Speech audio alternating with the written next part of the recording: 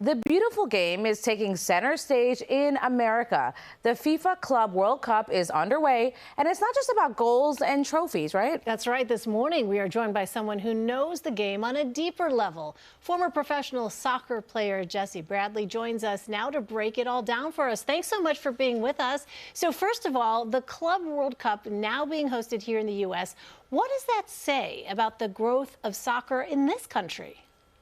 Good morning, Elaine and Jen. That's right. Soccer is growing rapidly. When you consider in the last 5 years, participation, youth soccer growing over 20%. Kids are playing everywhere, and we see it on playgrounds and teams. Also, coaching. The quality has increased on every level. And with the MLS, we have a top-notch professional league.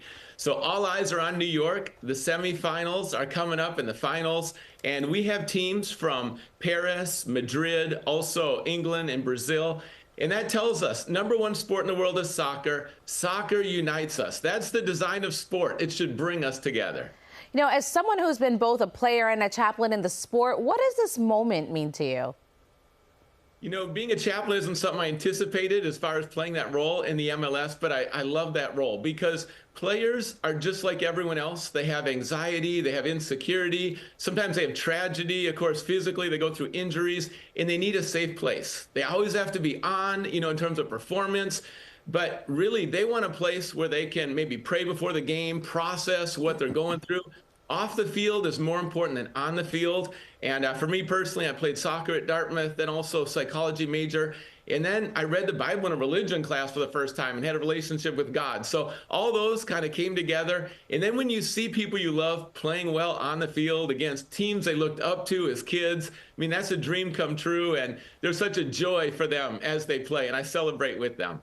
And Jesse, I know we're going to get into a bit more of your personal story in just a moment, but tell us a bit more about how the players benefit by having a chaplain. And it's not just on the field, as you say. That's right, to do life together. And sometimes for professional athletes, there's more temptations. Sometimes, for them, there's contract disputes. There's things they want to talk about. And when you're an athlete and well-known, you don't know who can you really trust. Trust is at the core of every relationship, and that's what a chaplain brings, a place where there's true friendship as well. The Club World Cup features top club teams from around the globe pretty much, right? Now playing on U.S. soil. How does this level different from international tournaments like the regular World Cup that people are basically used to? There might not be, 100% soccer fans watching, so I'll try to unpack it. There's the Club World Cup. That's this summer, and then the World Cup's next summer. It's amazing that both are in the U.S. That's a generational opportunity. But if you think about, let's say, basketball, Jalen Brunson plays for the Knicks, and then he also plays for the national team. So this summer, the best club teams, and then next summer, all the national teams together. So the best players in the world are here in America. And the Super Bowl, millions of people watch, but the World Cup, billions of people watch. So what an honor to host. In our final 30 seconds or so, Jesse, tell us about how your life changed after taking a dramatic turn. You talked a moment ago about your faith. Tell us about what happened to you. I played professional soccer in Scotland, Africa, a tragic illness. I was fighting for my life for 1 year, 10 years to fully recover.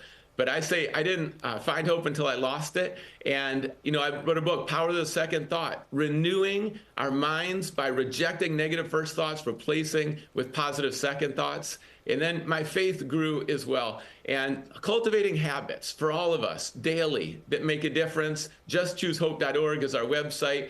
And there's hope that's greater than all of our situations. Hope is available for everyone. So I want to see people, athletes, succeed on the field, but it's off the field where we can really love one another and come together. Wow, very profound. Thank you so much, Jesse, for joining us this morning.